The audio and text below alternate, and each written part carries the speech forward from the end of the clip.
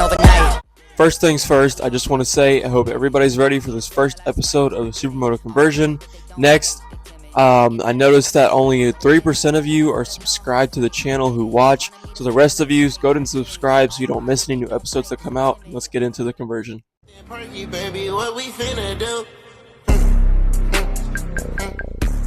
This is the day most of you have been waiting for, the first series build for this Aipas S1 AMP dirt e-bike into a Supermoto conversion. So basically, for those of you who don't know what a Supermoto is, it's basically a dirt bike or a pit bike like this, but on street wheels and some other little modifications to make it better for street use. So what we're going to do here is we're going to paint brake levers, calipers, plastics, get new wheels for it. We're also going to paint these old wheels with the whole purple scheme that we're doing for this bike. We're going to paint the motor cover, which is on this other side here, some other little small parts on the bike, but we're going to make this thing all tricked out. We're going to be using some black spray paint for our primer. We're going to be using the 2K for the final clear coat, and then right here in the middle is going to be a purple color shift spray paint, which has not got delivered yet, but we will have it for the next episode, which we're going to paint the bike in that episode. This episode, we're going to get everything removed, show you guys how to sand the whole bit of plastics down, any parts you're going to paint, sand everything down and get it prepped for painting. As you can see here, we've already got a few plastics removed, but we got to get everything off here. So we're going to go ahead and start here with this front light cover here. This is a, what size is this?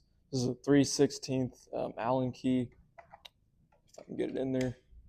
All right, we're actually going to go grab a smaller one here. This one here, we got a 5mm Allen key. I do not like the parts tools that came with this bike, so I use my own. We got 5mm here. We're just going to go and back this bolt out and get this thing all the way removed. All right, so we got this off. Let's move on to the back. So take off these back/side plastics. You're going to need a 4mm sized Allen key. Take these two off here. There's a few more under here and these spots up here. Also for the seat, or if I can get it to focus, there's going to be a, sorry, I can't get it to focus. There's going to be a 14mm bolt somewhere in this area. I already took the seat out so you can't see it. I think it's that hole right there. Just get a socket set or some kind of wrench and you can take that bolt off and the seat will pop right off. Well, let's go ahead and get these out here. All right, we're getting this last one here out, and then I think I've got one more on that bottom side before this whole set of side plastics here will come off.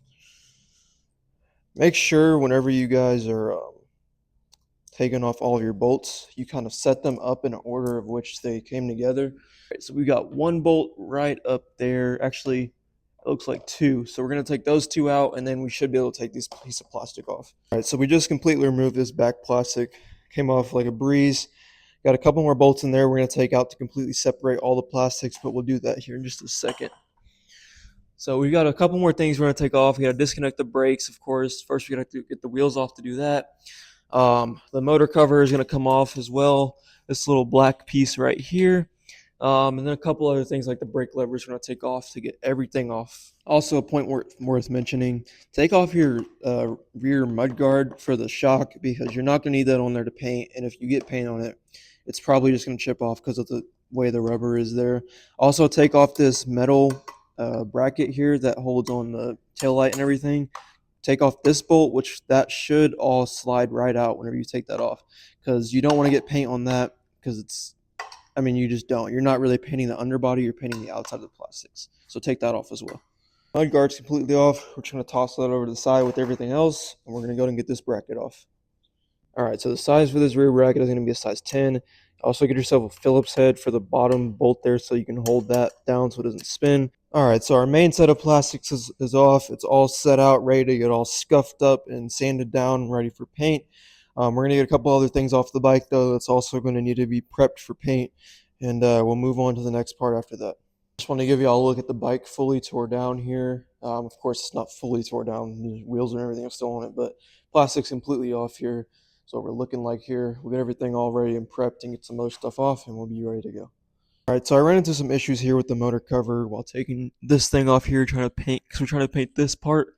So these little screws right back there are some weird variation of torques, which I have normal torques, but I don't have whatever the heck that is. So we couldn't get that off. So I'm currently trying to put all these parts back on for the cover there. Got to make sure I get them. I don't have a torque wrench for those things there, so I'm just going to try to use the impact or the drill there and get them as tight as I can. I don't plan on them coming off, but if they do start to back out, I can always tighten them up later. All right, so we got the rear wheel off of the swing arm here. I'm also going to paint the spring for the rear shock. Maybe these, but I'm not too sure I'm going to be able to get this off because I don't have the actual tool for it. So these might just remain red, which is, I know it's going to look a little funky, but just bear with me. I'll figure something out. We're going to get the front wheel off and yeah. All right, so back wheel's completely off now. Brakes hanging there, chains hanging there. We're going to sit here and get this front wheel off. Let's go. All right, so we have now successfully moved the front, back wheel, both of them. Got all the brakes disconnected and everything like that. Front fork guards are off here. I've got the bike set up better so it's not leaning down as much now. Wheels, I don't know, I put them somewhere around here. I got the axle bolts on a bag so they're not touching the ground. Everything else is laid out, so we're gonna get everything moved kind of out of the way to a better spot here. Then we're gonna start scuffing all these. Well, first we got to clean everything because these things are obviously dirty as they come. So first we're gonna clean it. We're gonna scuff it up with some sandpaper. All right, everyone. So we got the plastics off. We got everything laid out and ready to go. We've got a little Brillo pad type of thing here, a little softer than a Brillo pad to scrub after we've gotten the sanding done. We're gonna go dust off all the plastics, get them degreased and cleaned, and then we'll move on to the sanding first. After the sanding, we're going to do a little scrub here with this, and then after the scrub, we're gonna completely dry everything and make sure the surface is nice and clear for the painting. All right, so I'm gonna do a little tutorial scrub here first for those of you who might be kind of wanting a tutorial, for how to prep your plastics and everything for your painting. So we have the fork guard here. Also, I have the phone kind of set up so I can't see how it's recording, so I'm just hoping that this is kind of a good enough view for y'all. So basically what you're gonna do, grab your rag here, get some all-purpose cleaner or soap and water, whichever works. Just gonna spray some on the rag, and then after you spray some on the rag, you're basically just gonna wipe it down. I mean, that's really all we're doing here, is just kind of making sure these parts are nice and clean and degreased, not having any dirt on it or anything like that. We just want a nice clean surface for our paint to stick on before we sand. So I'm just gonna really give this thing a nice good scrub here, make sure we're hitting all the surfaces, all the nooks and crannies there. We're going to get the back of it here really good. And it doesn't have to be perfect because you're sanding it. So any dirt that's stuck on there, it's going to be sanded off. So it doesn't have to be extremely perfect. But as you see there, I mean, you can see a good shine there. It's not dirty. The back's fine. All right, so basically for the sanding here, let me just move some stuff out the way. Everything, make some space. I'll start off again with the fork guard like I did before. So really, it's just, simple little process here. You're just going to take the sanding pad here, and you're just really just trying to scuff up that main surface here. Once you get it nice and good looking like that there, what I'm going to do is take a rag here and just make sure it's damp and wet, of course, and kind of give it a nice little clean wipe. Now I'm just going to feel that edge there. Like, does this feel still glossy? Does it look glossy? That's what you want to see. If it looks glossy, feels glossy still, give it some more scrubbing. I don't see really any shine. I don't know if you guys can tell by the camera there, but you see this kind of shiny side over here, how that's shiny, moving it like that. This side over here, it's not even anywhere near as glossy. All right, so I know my workstation obviously looks like it got a little bit more messy, which it did. So I'm trying to get this stuff done. But so basically, we got everything scuffed here, all prepped, ready for paint. With the help of my handy dandy drill, I was able to get through the itching and stinging of the fiberglass and rescuff everything so it's all ready to go. Not really shining, glossing anymore. So everything's ready to go to be painted. We're gonna get everything all set up.